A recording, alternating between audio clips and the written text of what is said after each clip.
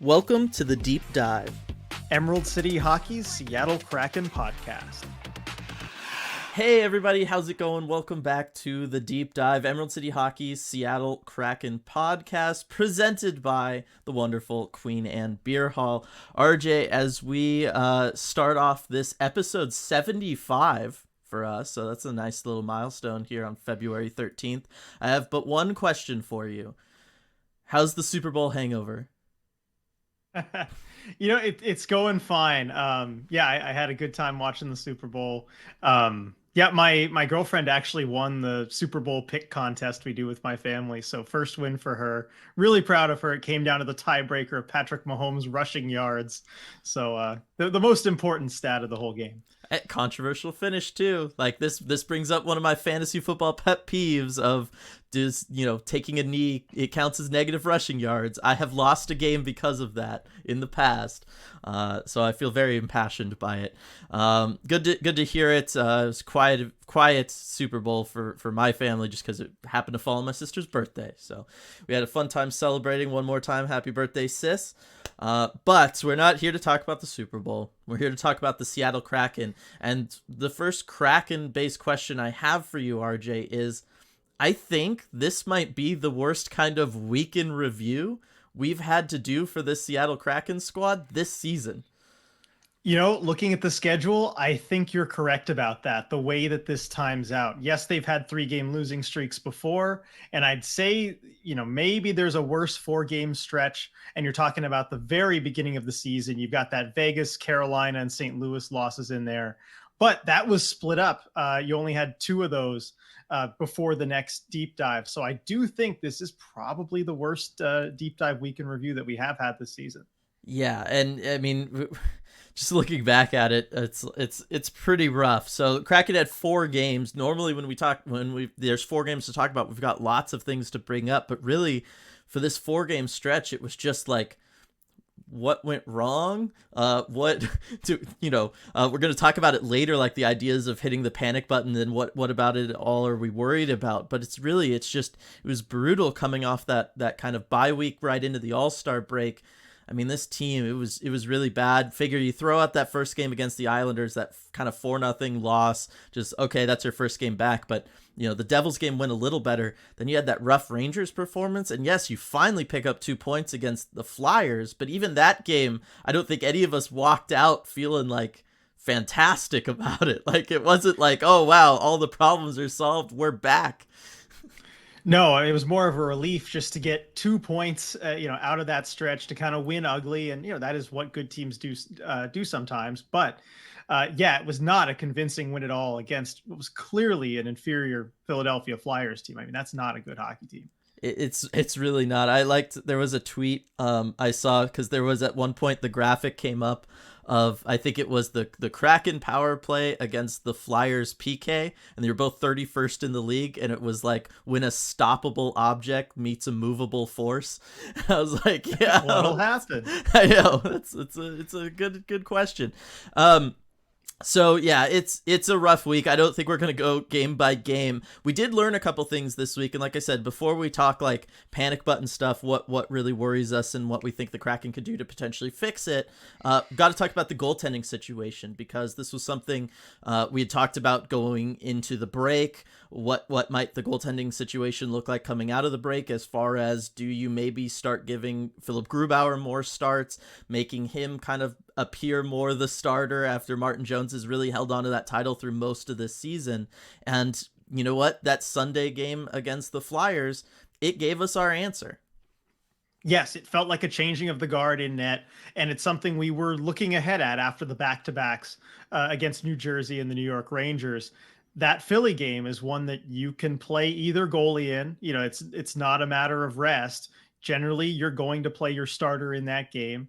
And for the first time in a long time this season, basically since Grubauer got hurt almost, Dave Hackstall went with Grubauer instead of Martin Jones for that game, despite the career splits not leaning in Grubauer's favor at all. That's something that, again, we don't know if they look at that, but it's something that, based on past performance, seems like a factor in Dave Hackstall's decision-making. And he went with Grubauer, and Grubauer did manage to get the win. Yeah, I was going to say, like, this is the first time I can kind of remember Dave Haxall like the goaltender going against their historical performance. And not only is it the historical performance, but it's also the fact that like it's a revenge game for Martin Jones. Like he was the Flyers goaltender last year. So that's why I feel like it's pretty safe to kind of read things into that situation, and the fact that they went with Philipp Grubauer, I do think that is them signaling, as you said, the changing of the guard, and we are going to see more Philipp Grubauer here for the foreseeable future. I say that, and then of course totally jinx this, and we see Martin Jones tomorrow in Winnipeg. Certainly possible. That seems to be how like the deep dive's gone for us this year. But it was nice to see Philipp Grubauer get in there. I thought he played a solid game. Team in front of him didn't help him out a ton, at least certainly not on that first and last goal. But it was just nice to see him pick up a win and start to get closer to 500. RJ, like oh my gosh, it's been so rough this season for him that this gave him his 6th win. Can you believe that? It was only his 6th win so far this season. Yeah, if you had told us at the start of the season that Philipp Grubauer would have 6 wins by the middle of February, we would have known something would have gone wrong. But I do think it was good to see, because look, it wasn't kind of a banner game for him. I think it's probably the worst game that he has played in 2023. And that's just because he's played so well this year. I mean, he's right. Been the kind of guy keeping his team in the game just about every time. You look at that .833 save percentage that I don't think tells the whole story, but it's nice that he's able to win a game given that. That's the kind of thing you've seen Martin Jones do many times this season, yes. Where, you'll have something like an .833 save percentage and you'll still get a win because the team in front of you has gone ahead and scored 4 goals. But to be able to see that in front of Philipp Grubauer, it feels like things are starting to normalize again. Yeah, definitely. So really, really happy about that for him. Now, though, kind of let's take a look at the different things that kind of went wrong for the Kraken so far on this road trip. And the road trip isn't over. We still got that Winnipeg game. But as far as this first week back, post All-Star break, post bye week, generally when you think of those things, you think of, oh, okay, this is a time for the team to maybe get healthy. This is a time for the team to recharge a little bit. They can come out a little fresher. Maybe they can like take a look at themselves and maybe work on some of the things that they've think about and make mental adjustments for some of the things that they've maybe struggled with, particularly as of late. And I feel like for the Kraken, it was the exact opposite. Like they came out and we, immediately get a Burakovsky injury. So it's like the team, we got Schultz back, we got Schwartz back, we got Beniers back, but you lose Burakovsky in that. It didn't feel like they were refreshed or recharged in that Islanders game, or really until that Flyers game. You go through those first 3 and none of them looked that particularly great. And then as far as like working on the things that they've needed to work on, we were talking about the same problems after all of these games that we've been talking about all year long. Kind of net front defense, special teams, especially, like all of it was just really, really, really bad, kind of in ways that we hadn't seen really this calendar year. And so it's one of those that had us at, people asking us the question in post-game lives, is it time to hit the panic button, particularly after that Rangers game? And to the Kraken's credit, they won that Flyers game. We still don't know what a 4-game losing streak looks like from this year's squad. But RJ, like we had those discussions. Let's have them kind of again here.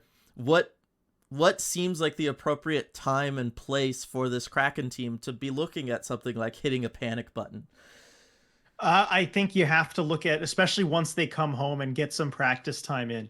A lot of times, long road trips, it's just about getting through them and just banking the point you can, even if you have to win ugly, like that Philadelphia game. But if they come home, especially with that first home game against the Flyers again, if you find a way to drop that game, then you might have to start thinking about, pressing the panic button, slightly, maybe, because again, they're not really risking a playoff spot at this point, but still, I think there's underlying signs about how the team is playing that, look, this isn't the Kraken that was tearing it up in January. It's kind of feels like a different team. And until you get back to those habits, you do have to worry. Yeah, I mean, there is different levels of like talking about the panic button. There's removing the glass shield. There's hovering your Yep. hand over the button. There's touching the button, and then there's pressing the button. We had definitely blown past the removing the glass shield to having the hand hovering over the button. I think maybe we can go back to just removing the glass shield after that first Flyers game, but even that left some things to be desired for sure. Speaking of the kind of things that you just talked about, and maybe some of the signs and whatnot with the Kraken, I went ahead and I pulled up. I'm just looking on Hockey Reference here, and I sorted all the teams based off of points percentage, and the Kraken are 10th in the NHL amongst point percentage, so they're still doing really well. Like again, they've banked a lot of points. They've been playing well through most of this season. But when I look at them compared to the other teams in the top 10, there's some things that stand out to me. And so the question I want to ask you, RJ, and we can go over these, is there's kind of three things that stand out to me that separate them from the other 9 teams in the top 10 based on points percentage in the NHL. The first one is their goals against average. It's at 311. Nobody else is over 3. In fact, the next highest team is actually the Lightning at 2.92. So the Kraken significantly allowing more goals than any other team in the top 10 based on points percentage. The second one is their PK percentage, which is... Not surprised by that. Yeah, no, it's just a hair under 71%. Only one other team in the 70s, and that's Vegas at 79. So significantly lower than them there. And then finally, it's actually the Kraken's shooting percentage, where they actually lead the way with an 11.7% team shooting percentage. Only 2 other teams over 11%, and again, the Lightning are the next highest at 11.2. So still a pretty big drop off from the Kraken to then the next highest team. So just based on those 3 stats, RJ, and like I said, we'll probably end up talking about all 3 of them, but which of those 3 is the most concerning to you right now? To me right now, I think it's shooting percentage, because you look at that as something that it's, one that's higher of the 2. And it's something that I think could regress a bit, something that people look to generally to regress a bit when you're at the top of the league like that. Whereas the goals against average, I feel like we might actually start to see better goaltending from the Kraken. I feel like that's heading in the right direction.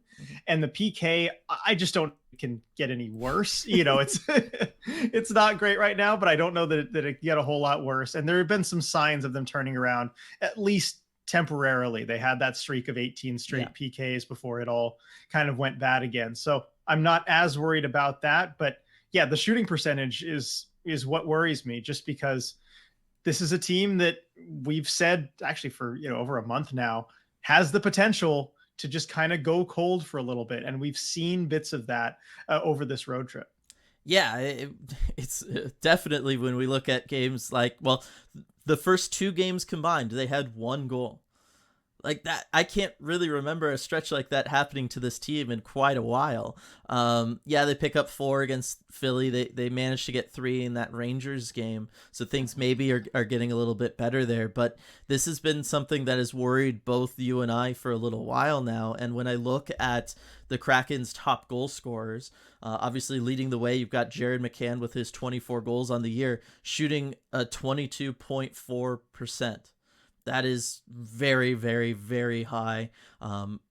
It's pretty unsustainably high. Like I've talked this week about over 82 game sample sizes. For whatever reason in hockey, people can keep stuff like that up for a season at a time, but it's pretty high. Next highest goal scorer on the team is Matty Beniers with 17 goals, and he's shooting 17.5. So again, that's a pretty high shooting percentage, especially for somebody playing their first full season. Daniel Sprong, 15.5. Like, that's where you're talking about elite goal scorers can kind of hang out and be consistent at 15%. Maybe Daniel Sprong's one of those. We got other stuff we could talk about with him. But it's just, it's rough. You see, Tolvanen, 9 goals in his 19 games with the Kraken so far, shooting 20%. Like, these are things that are a little worrying to me, because those are ridiculously high. And on the flip side, there's not too many Kraken members that have kind of been, below average that could maybe regress up or not regress up, but you know what I mean. Eberle at 9.7% shooting percentage. Bjorkstrand's the big one at 7.5. You got to think that could normalize and rise up, and then probably also Yanni Gord down at 6.9. So there you go. Go for it. Yeah. And I mean, I'm glad you kind of, brought up these players too, because you look at that regression as far as the shooting percentage. I think you've already started to see it, and it's coincided with, some of the bad results going back to the end of that really long road trip. You look at Jared McCann, who's kind of leading the way goals wise since that, that record breaking 7-win road trip ended. He's got 2 goals in his last 11 games. And you're starting to see that from him already. Andre Burakovsky, same thing, 2 goals in his last 11 games. And he's not going to be shooting the puck for a little while now, being injured. So that's just someone, those are the guys who you look at, and they have the highest probably shooting talent, where you can say, okay, yes, they're shooting at a very high rate, but the eye test looking at them, they just have exceptional shots. Jared McCann has an exceptional shot. There's a reason he should be shooting higher than league average. Andre Burakovsky, when he's on, same thing. But you're starting to see those guys cool down as well, and that's where it's concerning. Matty Beniers, who you mentioned, no goals in his last 9 games. You're starting to see that slow down. So I think we're getting the early signs of something to maybe worry about. Yeah, I do think that it's going to be an interesting problem for the Kraken to kind of tackle and deal with here for the first time this season. There's a couple things that give me hope about it, just so that we don't leave this one topic only on the negative, and I'd like your opinion on this as well. And that is, there's 2 things. One, when you look at people like a Jared McCann, you brought up, he has an amazing shot. Through 50 games this season, he only has 107 shots on goal. It's kind of a similar story with a lot of the other members of the Kraken here. Outside of Oliver Bjorkstrand with his 133 shots, there's a ton of these people who haven't even hit 100 shots yet through these 50 games. So it's also possible that maybe this is just a team that likes to pick and choose their chances instead of going for an Ovechkin, Brent Burns volume outlook. And that could be, something that would signal, look, if you're choosing your chances and you're only going to choose really good chances, then you're going to naturally have a little bit of a higher shooting percentage just because you're only shooting higher percentage times. You know what I mean? Do you think that might be playing a little bit of a role in kind of certainly with the McCann, where it's very inflated looking? Yeah, I think so. I mean, the Kraken are not volume shooters. I believe they're, maybe have the 10th fewest, shots per game in the NHL this season. And you look at the other teams that are lagging behind in the shots per game area, Arizona, Chicago, Montreal, San Jose, Anaheim, those are teams that are probably just not getting those shots because they're not very good teams. Right. The Kraken are kind of the one exception that you can see there. I believe they're the lowest team currently in a playoff spot as far as shots per game. So they're definitely not a volume shooting team. I do think that would play a role. Yeah, it's definitely one of those things. It's kind of them and Winnipeg in the top 10. They're the only 2 teams in the 1,500 shot range. Everybody else is, several hundred above that, most of them. And just to give perspective also for people who may not be as well versed in shooting percentage, Jared McCann last year, when he had his 27 goals to lead the Kraken in his 74 games, he shot 13.6%. This year, like I said, he's at 22.4. It's a lot higher. It's a lot higher. And 13.6, that's more average and sustainable for a top shooter. You think of top goal scorers being around 15% generally, RJ? That's what I would consider. Yeah. So 22.4 it's high, even if you're kind of really only waiting to pick your spots.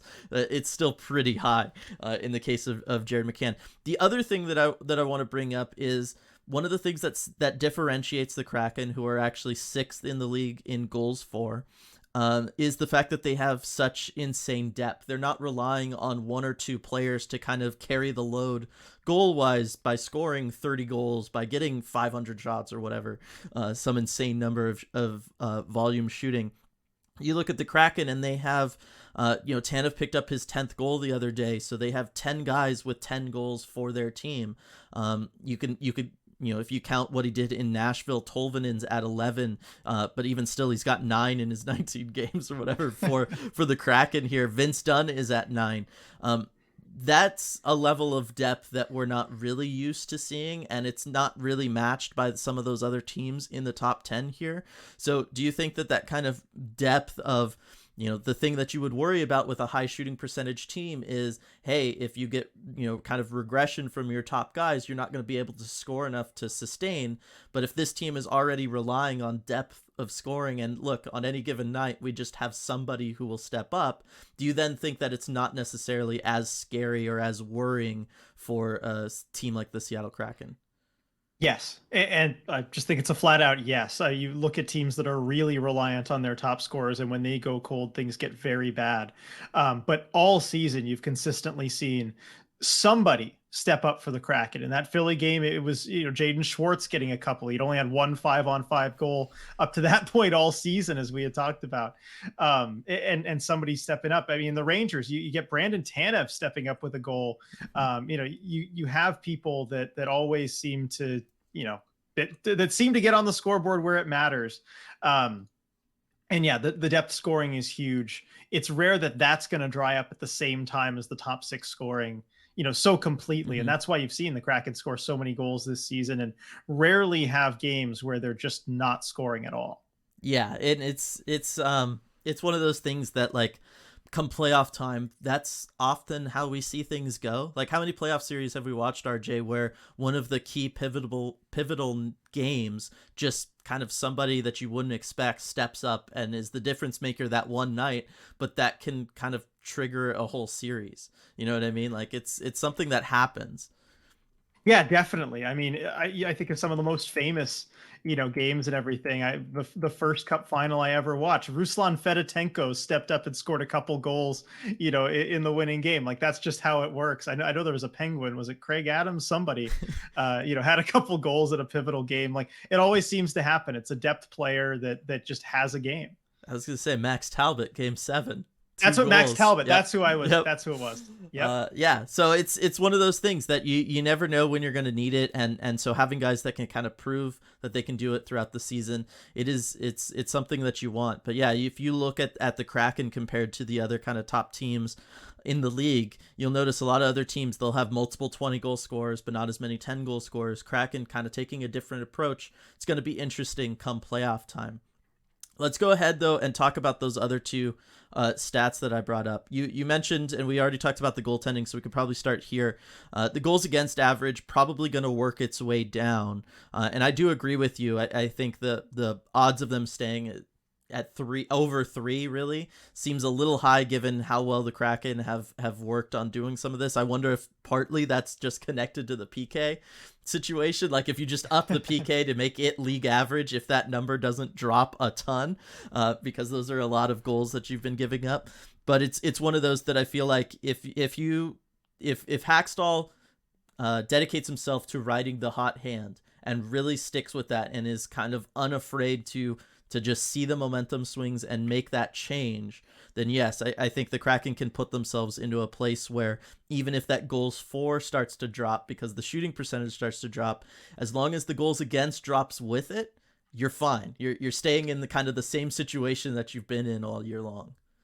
And I think Dave Haxtell would probably be okay with that. He's talked all season about how we don't want to be in these, 8-5 games where we're winning by that score line. He thinks that they're better off in games that are lower scoring, that they're kind of grinding out wins. I know games he's pointed out as, examples of how the team should play. That 3-0 win against Boston.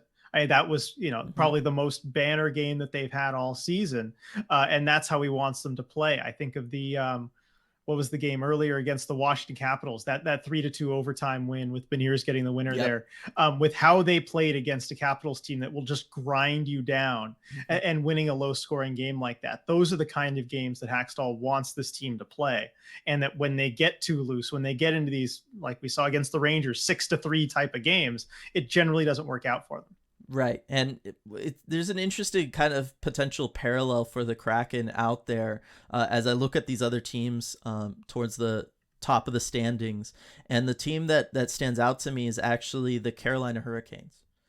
And interesting. I kind of look at the Carolina Hurricanes and I see a team that's maybe what we would ideally want the Kraken to be, with the roster they have. They're a team that also, yeah, they've got a couple people up there towards the top. They've got 2 20-goal scorers, but really they're focused on depth scoring. That's how they've been scoring their goals this season. I look, their power play is below 20%. Them and the Kraken are the only two in the top 10 below 20% on the power play. Their shooting percentage is kind of the opposite story. They have the lowest shooting percentage in the top 10 at only 9.5, so they probably got a little bit of room to go up there. But when I look at them, I see, like, look, this is a team that's built similarly to the Kraken. It's a team built around depth. It's a team built around excelling at what they do well and just focusing on that to carry them through and win hockey games. In their case, that's a little more playing defense than maybe is the case for the Kraken, but that's partly just roster construction and everything. And so when I look at them and I go, wow, their points percentage is 731 and the Kraken's is only 613. What's the difference? And then I look, oh, well, their PK is 11 percentage points higher.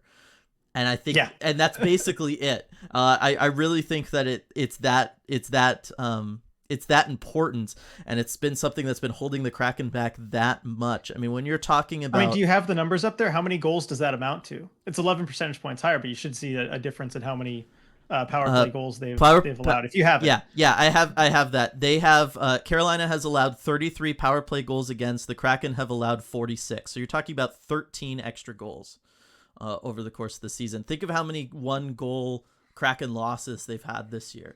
That maybe the difference was that PK opportunity. Yeah, where you could just kind of over the course of the season take 13 opposing goals off the board. The difference that makes. Yeah, it makes a lot of difference, and it's just one of those things, especially because you're looking at 2 power plays, like I said, that aren't that different. Carolina 35 power play goals on the season, Kraken only 30. You know what I mean? It's a lot easier to sustain that if you're Carolina. You got 35 for 33 against versus the Kraken's 34 46 against. Right, like one of those sounds significantly better than the other one. So when I look at the power play, that to me is kind of the real big difference. I mean, the penalty kill. That's to me is the real big difference between a team like a Carolina versus a team like the Kraken, when both teams are built to kind of be like on any given night somebody's going to step up for us, and otherwise we just want to stick to our structure and kind of grind out a win. Yeah, and you talk about teams that are built similarly, in a way, built by the same person. I know It's been a while since Ron Francis was GM in Carolina. Lots happened since. But you've got to think he's still looking at that Carolina type model. And in a way, they've kind of been a continuation of what was started under Ron Francis. Right. And I should point out too, I mentioned they had the lowest shooting percentage. They actually have the most shots. So it's possible that they've been trying to find their depth scoring through just insane shot volume. They have about 250 more shots on goal over the Kraken over the course of the year. So it's kind of significant there as we talk about it. But it's one of those that I still feel like the PK, it's gotten better, but it's also been an up and down roller coaster. Like it hasn't looked better this last week.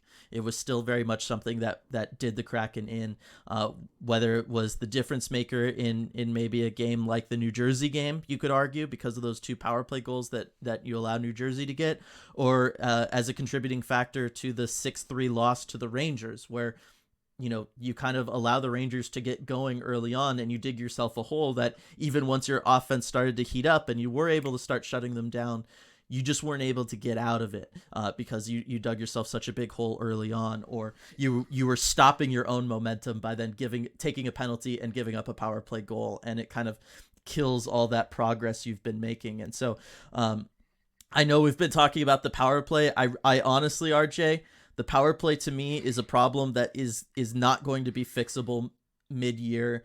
It's going to require, whether it's a coaching change or a handing off of responsibilities or whatever it is over the offseason. I don't see the power play getting better until we get to the offseason, when it can basically be torn completely down and rebuilt from the ground up.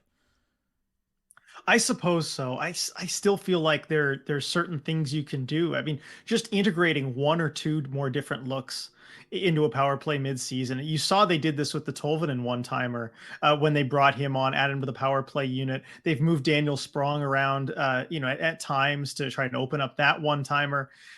They've very sparingly, but occasionally used Bjorkstrand, used a one-timer there from the bumper spot.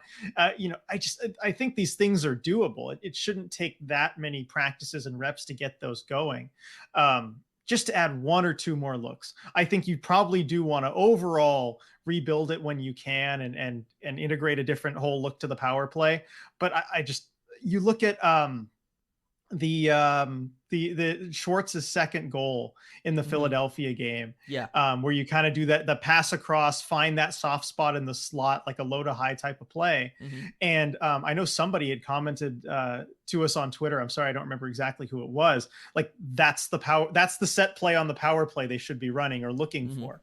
And just something like that, where you're trying to set that up. I don't think it takes a whole off season to do. So I'm going to disagree there, but I don't think that realistically we're going to see the numbers get a whole lot better until this offseason, just because these changes, if they were going to make them, if they were going to integrate this stuff, they probably would have done it by now. That's really my only concern with it, is just because there's been ample time to work on this and to work on those things and to incorporate them in, because we are seeing them 5-on-5. I'd argue both Schwartz goals from that Flyers game work. Right? Because they're both plays as far as getting somebody who's open kind of there in the center, in the slot, the puck. I mean, that's what you would love to do on the power play. If you can make it happen 5-on-5, I don't know why you can't seem to make it happen at all on the power play when there is, again, one fewer opposing team player out there.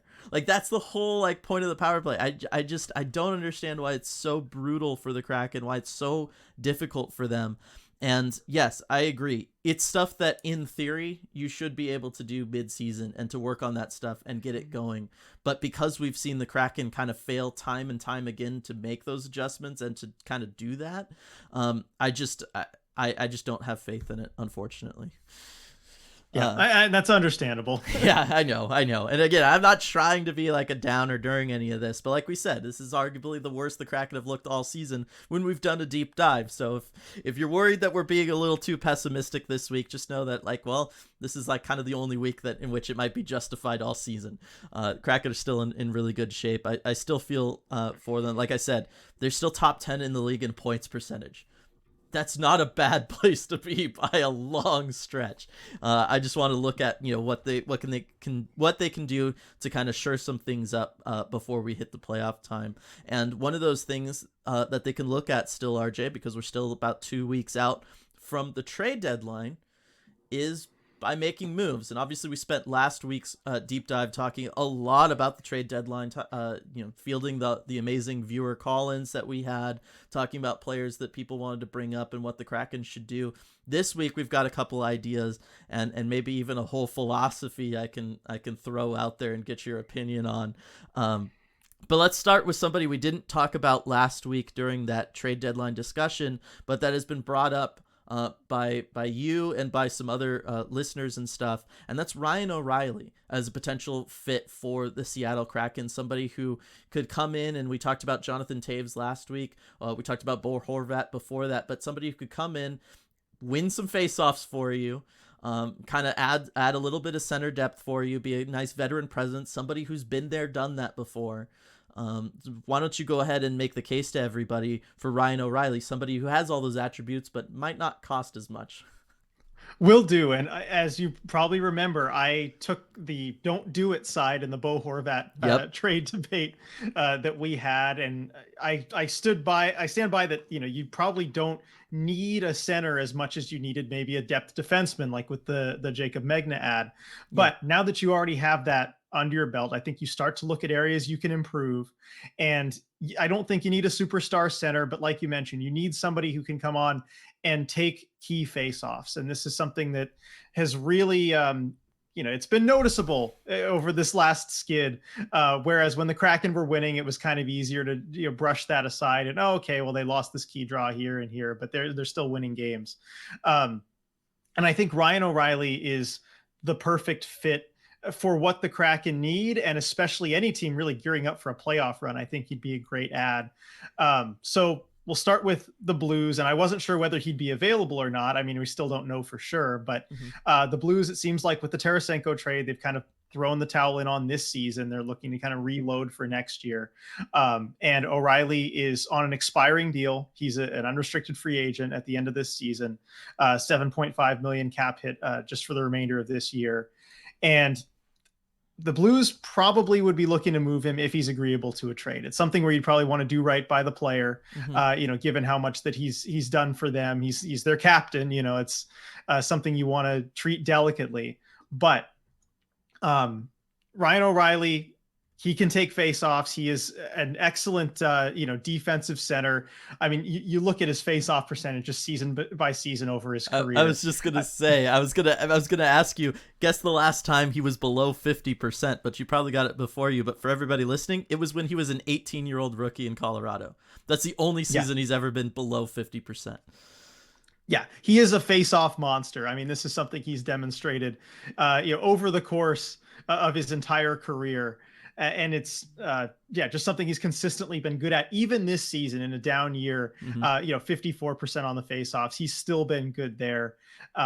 So that's great. I mean, that takes care of that for you. But of course, the question with Ryan O'Reilly is he doesn't look like himself. This season, he hasn't been scoring like himself, only 17 points in 38 games. He's been injured for a while. I think he just came back from an injury. I think it was a foot injury, Dylan? I remember we looked at this. Foot. Yeah, from a foot injury. And so you're wondering, okay, can he be himself? And plus minus far from a perfect stat. But you look over the course of his career, he's largely, in the positives here, minus 27 this season on a Blues team that's definitely worse than it was. Mm-hmm. But no matter how you slice it, he hasn't been himself. But you don't need him to be himself, full what we would know as Ryan O'Reilly from last season and the season before, in order for him to help you out. You just need someone who can come on, take a big face off in a spot situation, and play some really difficult to play against defensive hockey. That's something I've always admired about his game. He is a pain in the butt to play against. Go back and watch any of his playoff series that he's been in, especially in that 2019 Stanley Cup run for the St. Louis Blues. He is just a shutdown center, and you can never have too many of those in the playoffs. And when you have the chance on a down season like this to maybe be able to get someone like Ryan O'Reilly cheaper and take that gamble that he could get back to even, 50, 75% of what we've known him to be, I think that's the perfect ad for the Kraken. Hopefully, I don't think it would cost more than a second round pick, maybe one of your higher seconds. I think there are going to be a lot of teams that are interested, so that might drive the price up. Ultimately, I don't see him garnering a first round pick given the season that he's had. I mean, if Paul Gostad back in the day could get a first round pick, maybe O'Reilly could. Yeah. But I think for a second rounder, I think that's the perfect move for the Kraken to make.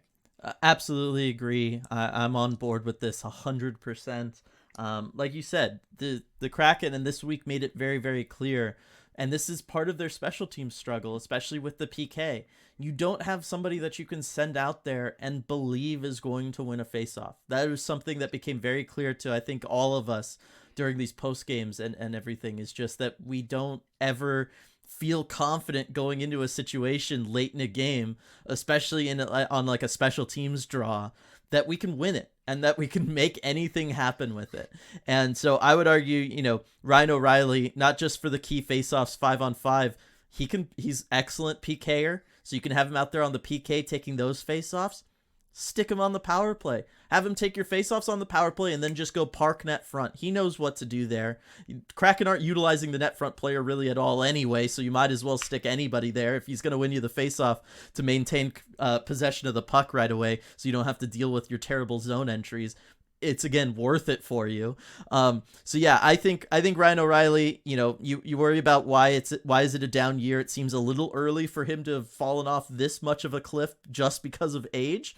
I got to think, the foot obviously is something that's not going to feel great, but you also just wonder, St. Louis has been a terrible team this year. Like before they decide to sell off, there's a reason they put themselves in this position to kind of sell off. It's just because they have been awful all season long. I mean, there was talks about them blowing it up before Christmas because of how bad their start to the year was. And so you got to think, when when, you're already maybe not feeling it or whatever, you're in that kind of situation. Yeah, it's a little hard to have that same kind of spirited game that he's so known for. Whereas if he gets flipped to a playoff contender, that reawakens. In any competitive athlete, that is coming back 100%. So I would be very much in favor of the Kraken bringing him in. That 54%, yeah, that's low for Ryan O'Reilly, 54% faceoff dot. Yanni Gourde leads the Kraken at 48.9. Be light years ahead of anything the Kraken have right now. So I am all for Ryan O'Reilly, and I'm certainly all for getting him if it's only going to cost you maybe, say, yeah, like a second seems like maybe not quite enough just because of a potential bidding war there, but a second plus a mid-round pick, like I'd be all for something like that.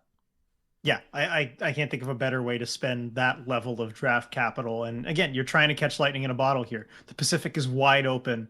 Yep. This is probably the best way that you can fortify the team that you have. Yes. However, there's also another option, RJ, because that would help the Kraken from like a defensive side of things. You can win draws, maintain possession, win defensive draws, win PK draws, all that kind of stuff. Help them out defensively.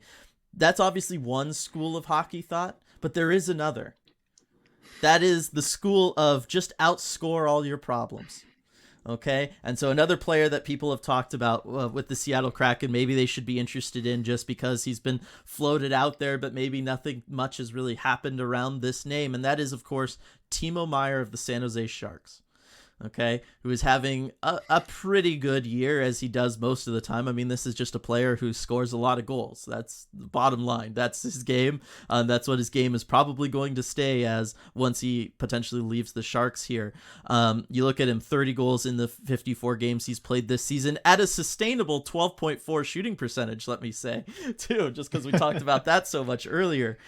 You look at him, he's nearly a point per game player on a Sharks team that, if you took out the insane, ridiculousness that is Erik Karlsson, is not a team that should be producing a point per game player. I think that's worth noting too. So you got to think that if you added a guy like Timo Meier to the Seattle Kraken, this is a player who could really help out this offense, and it would kind of help solve that problem of you don't need to wait for somebody to wake up game by game and kind of step up and be the person, because you also have somebody who might be good for a goal a game for you almost, just down the stretch at all. So what are your thoughts about taking kind of the opposite approach and maybe looking at somebody like a Timo Meier? Well, he would certainly help the Kraken right away. There's no question about that. The caliber of player that Timo Meier is. He is the real deal. He is a legit top line winger in the NHL. He is a legit 40 goal scoring threat now. Last season, this season, and going forward. And he has been driving the bus largely by himself from the forwards perspective in San Jose this season. Of course, growing up a Sharks fan, I watched a lot of Timo Meier playing, especially when he was younger. There were times where he would just kind of go cold for long stretches. He hadn't fully figured it all out and put his game together, but he has put together all the pieces last season and this season. And he's just been a different player since. So I love the player. Yeah, not arguing, against that. But the price that we're talking about, what Timo Meier would cost, because he is the best player on the trade market right now. You're going to pay top-notch prices for bringing him in. And especially the fact that he's not technically an upcoming unrestricted free agent. I mean, you still do have one more year of team control. There's kind of a caveat with that, which I'll get into. But the fact that he's a pending RFA should add to his value as well. I don't think the Kraken are in position to sell out the future for Timo Meier. It's a lot of the same arguments I made with Bo Horvat and bringing him in. As much as I'm convinced that Meier is a great player, for a winger, that's your one big ad. I've argued you have one more big ad that you can make over the next few years. And if you bring in Timo Meier, you have to be okay with the fact that you got to like your defense, because your blue line core, it's not improving over the next season. It's not improving. It's not improving this season. And then same, you're not adding another big name forward either. So I don't think that trade-off is worth it. You want to keep those options open to you, and also what you'd have to give up. If the Sharks are smart and that's definitely still in question. We haven't seen Mike Greer handle a situation like this where he's kind of fielding what should be a bidding war and getting those offers up and everything. But if they're smart, the Sharks should be looking for certainly the Kraken's first round pick this year. Yep. A top prospect. I think the Kraken would say that Shane Wright is probably off the table, but the Sharks should ask for him. Yeah. I think that would be part of your ask. If not, you're looking at almost certainly, one of the second round picks, a Jagger Firkus, a Riker Evans, maybe two of them even, to bring in Timo Meier. And then you're looking at, maybe something else, maybe a roster player or something to make the spot work. So I don't think the Kraken are in a position where they should sell out the future like that yet. Meier is, how old is he? I was 26. 26. 26. He's 26. So kind of in line with where the core is, Matty Beniers, 20, Shane Wright, 19, but I think you're still going to have Meier's best years not line up fully with where the core is. And especially a lot of the recently drafted players, the Jagger Firkuses, David Goyette's, Riker Evans of the world. It's just not going to line up time wise. By that time, you're going to have Timo Meier be 30 by the time they hit their best years. Probably not the best thing to do. And then finally, we'll get into the contract status here. I think one thing with Timo Meier, any team acquiring him, you have to be sure that you can give him a qualifying offer. So how this works is he's a restricted free agent. So his contract's up at the end of this season, and he's a restricted free agent, which means the team that has him still will have his rights. But in order to maintain those rights, you have to submit what's called a qualifying offer. Which in Meier's case would be a 1-year deal at $10 million. So that's a $10 million cap hit. It was intentionally designed this way by the Sharks' former GM, Doug Wilson, to kind of make him take a lower number for this contract. So it's this poison pill in the contract, basically, where Meier can then turn around and accept it and say, sure, I'll play for 1 year, $10 million, and it's going to walk me right to unrestricted free agency where I can go leave and sign for any team I want. So that's something that you're getting into. And I think some teams may even be approaching him as just a pure rental because they can't afford to qualify him. So if you don't give that qualifying offer, then Meier just becomes an unrestricted free agent. He can sign with anybody and you could lose him for nothing. So looking at the Kraken's cap situation, I don't think they can afford that $10 million. If you move some stuff around, maybe you can. If you don't re-sign Vince Dunn, you can. But I think the Kraken want to do that. Otherwise, you've got to move some money out, whether that's Jordan Eberle or a Brandon Tanev or just somebody that you're trading away. And that's beyond not signing Ryan Donato gone, Sprong gone, Geeky gone. Basically, any one of these depth players, they're all gone. Susie gone. Martin Jones, no chance of an extension. So I think you'd have to do too much juggling there to make the money work. I don't think this deal is right for the Kraken. Yeah, it's the contract is the thing that is certainly the scariest aspect of bringing in a Timo Meier, but it's also the thing that could realistically potentially keep the what you'd have to give up to get him down. Because that's obviously such a point of contention for any team potentially looking to add him. I think that's partly why the Sharks haven't totally been as active around him as everybody keeps acting like they should. Like every other day, if you go to NHL's website, it's just who else could be moved before the trade deadline, and it's a big picture of Timo Meier. And yet, as far as we know, according to all the insiders, not a lot of actual talk going on there. And I think a lot of that has to do with that qualifying offer and what that would mean. So I actually think it wouldn't be as much to bring him in. I think you're looking at one prospect, one first rounder. It's probably all it would take to bring him in, just because it's a pretty easy argument for anybody to make who's bringing him in. Look, I can't give up more because he's potentially walking away from me at the end of the year. Like I like no rental is worth more than that. So it's one of those interesting situations. You bring up the idea of, look, does it fit in with your core and with their window and the kind of the true window of the Kraken? And this is something that I brought up yesterday after that Flyers game during the post game a little bit. And I brought it up a little bit, but we didn't totally talk it out. And that's the idea that the Kraken are in this unique situation that no team has ever found themselves in before, where prior to the Vegas expansion, the expansion rules never allowed teams to get set up in a way where realistically they could be competitive the first couple years of their existence. Obviously, the Vegas thing changed everything. We see them make their run to the Stanley Cup final. Didn't happen for Seattle year one, but what Seattle was able to do, and the interesting situation they find themselves in compared to Vegas, is Seattle was able to draft Matty Beniers. And they were able to draft with their first ever pick in franchise history a true franchise cornerstone center that they could build a team around. And then the next year, because things went bad for them, they were able to grab a Shane Wright, who's this perfect complement piece to him as another top center who can hold down the fort and play a two-way game and do all those things that you would ever want a team to do.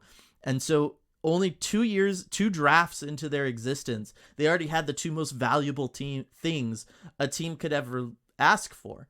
And on top of that, they have all of these supporting pieces around it. They have a good team. They have a team that's, still legitimately has a chance to finish first in their division this year. We have never seen a team ever put in this position before where you're trying to build up a prospect pool, but also at the same time, you're looking at this and you're looking at the first full season of Matty Beniers and you're going like, wow, our competitive window might actually be like next season or the season after that. Like that's how fast this could be for us. And so it becomes, as you look at things like the Kraken's first round pick this year, where it's going to be a late first round pick. I've talked about it before. Late first round picks, you're looking at realistically 3 years before they can actually contribute in a meaningful way to your NHL team. 3 years from now, you're already in the middle of your competitive window. Yes, it would be great if then that first round pick can step in on an ELC and be a great additional piece to that team. Nice depth option that you're not having to pay for. But it's also possible that that first round pick doesn't turn into anything. And so it's one of those, because of this unique situation the Kraken are in, do you think that it would behoove the Kraken to go ahead and make that trade for that one piece, whether it's Meier or somebody else? But to go ahead and acquire that one big acquisition they're going to be able to make and have that person there as Matty Beniers develops, as Shane Wright comes in next year to play their first full season, develop chemistry with them, be around, have that whole group grow from a leadership perspective. Just because we've never seen a team do that before, but we've never seen a team as competitive as the Kraken are already with franchise cornerstone pieces in the pipeline and nearly ready to go. I think it's something that they should be open to potentially. And I'm with you on that argument that it could be something to make work because you already have a Matty Beniers and because you have that prospect pool kind of where it is. But I think you have to be very selective with who you choose to do that with, because you only get one. Yeah, it's that simple. You only get one. And, by bringing in a Timo Meier, you're passing up on, basically anybody else, any defenseman that you might want to add. If you feel like you look at a lot of the recent cup winners, in Colorado, we have Cale Makar, Tampa with, Victor Hedman. A lot of these cup winners, they have a real superstar defenseman, and you just don't have anybody in the system like that. Usually it's guys that you have to draft, but that might be a piece you feel you need. As good as Adam Larson is, and we both like him, I don't think he really fits that mold. So you have to decide how you want to do this from a roster construction perspective. If you bring in Timo Meier, you're passing up on any potential chance for maybe a Sebastian Aho, year down the road. I know you've brought that name up.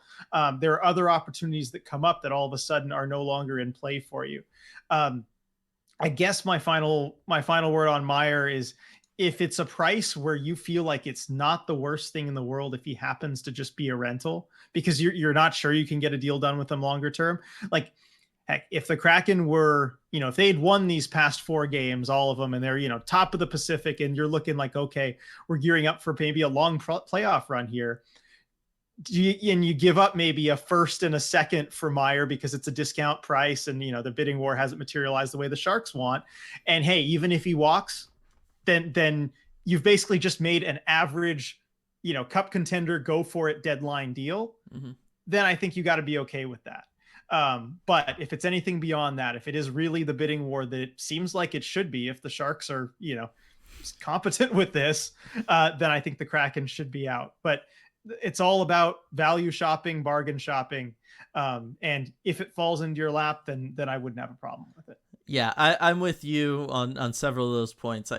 I'm not feeling it with Meier. I don't think that it's the right time, but I do think that this is something that Kraken fans should be, you know, open to, or at least understand that it might be in the Kraken's best interest to at some point be open to either trading a first round pick or high picks anyway, or trading prospects like a Ryan Winterton, who, here's a third round pick who realistically, if they had an OHL season, would have been a much higher pick. Kraken were able to get away with one there. And he's developing great, but it's one of those things like you look at the Kraken, hey, we've already got Maddie and we've got Shane Wright. It's Ryan Winterton, where is he supposed to play? He's going to be your third line center. Is he really best equipped to that? Is giving him that level of minutes really what's going to be best for him? Or is his value to us really more so the fact that, hey, we've got a potential top six center here that we don't have room for, but we can flip that for maybe a defensive prospect that is looking like a potential top pairing guy or somebody like that. I do think that we are approaching that level because the Kraken are competitive and they are starting a window with franchise cornerstones where the conversation pretty soon here is going to have to shift to not just about building out the prospect pool, but already taking advantage of the incredible job that Ron Francis and company have done drafting, because these are valuable assets that can help this team win in the near future while Matty Beniers is still affordable, while Shane Wright is still affordable, while, you have guys around like a Yanni Gord who has significant cup and playoff experience, while you guys have guys like a Bjorkstrand or a Schwartz or a McCann. You know what I mean? Because when you start looking out further than that, this group, as we know it, doesn't really exist. And so it's one of those things that we're all going to have to weigh. It's obviously Ron Francis is the one in control, and he's going to have that final decision. But I do think that it's something that Kraken fans, we have to be prepared for. As harsh as it might be, and as difficult as it might be, at some point in time, we're going to have to make that decision between building out and having fun with all this draft and development versus making the decision to go for it and be serious cup contenders. And I think the Kraken are surprisingly close to that, well sooner than anybody thought they should be or would be. But I think the Kraken are kind of getting there. So yes, I agree. This deadline doesn't make the most sense. See what the situation is this offseason though. I really think the Kraken could get away with not having to pick in the first round this year if the appropriate situation offers itself to them. Either that, or you know what? Try to go in there while there's a potential hiccup in this Jacob Chikrin trade, and there's your top defenseman that you can lean on. And let's make it happen, RJ. Let's go. There we go. Somehow the Kings falter there based on this last non-essential player to the deal. I guess you could swoop in there, but yeah, it's all about seeing what comes. Let it come to you, Ron Francis, and good things generally do. All right, so looking at the week ahead, obviously got a very difficult game against Winnipeg. I said it yesterday on the post game. I think this is our playoff primer. Teams coming off of a little bit of a rough stretch. You're playing a team that is going to be in the playoffs and plays very well. This is your chance to kind of prove like, hey, we can shore things up special teams a little bit. We can go up against a top-notch goaltender in a Connor Hellebuck. And so I'm really looking forward to what the team can do tomorrow against Winnipeg. And then, like you said, some interesting games at home. Philadelphia again. That's a game you kind of can't afford to be losing now, because you've spent, we didn't even talk about the Kraken kind of burning through all their games in hand on the rest of the division with these losses. But that's a game that you kind of have to win on the 16th. And then a game against Detroit, which again, you're looking at a team, you probably have to be winning those games against teams like Detroit if you want to be a team battling for top in the division. So that time has kind of finally come for the Kraken, where it's put up or shut up time in a way. And I'm looking forward to it, RJ. I am too. It's going to be an exciting stretch because, I mean, like you said, the games in hand are pretty much gone. You just got to keep pace. A lot of scoreboard watching, a lot of meaningful games. And I mean, hey, this is what we were missing last season. Yes. This is what the Kraken and Kraken fans did not have at all last season. It's meaningful hockey February on through to April. So it's going to be a fun ride. Yep, it's a fun shift of focus, but it's an enjoyable one. Like you said, it's a fun ride. All right, thank you everybody for joining us for this episode of the Deep Dive. As always, let us know your thoughts and opinions on. We talked about a lot of stuff. Let us know your thoughts and opinions on it all, whether it's reaching out to us on Twitter, Instagram, or leaving a comment on the YouTube version of this podcast. One more huge shout out to Queen Anne Beer Hall, fantastic place. You know, if you're looking for a place to go watch that Jets game tomorrow night, that would be a fun place to go and do it after work. If you're, maybe downtown, something like that. So big shout out to them for supporting us as well, and we will see you all next time. Hey everyone, before we go, we just wanted to give a quick shout out to all of our awesome patrons over at patreon.com/Emerald City Hockey, especially our Terror of the Deep patrons: Absurdly Sane, Alex, Andrew, Austin H, Austin W, Beef, Ben, Burnt Creme, Chris, Coop, Daryl, DJ Singletone, Duthin, Eli, Emmy Chan, Gaby, Gary, Harry Legionary, Jay, Joni, Joshua, Kepler, Kitty B. Kraken, Kyle, Leanne, Lonnie, Maya, Michelle, Nunya, Paige, Paul, Rebecca, Sarah, Scott, Sean, Shoeshine, Striatic, Tasty Kobold, Team YMIAT, Tank Commander Ty, Tyler, and Wendy. Thank you so much for making all this possible. We really appreciate your support.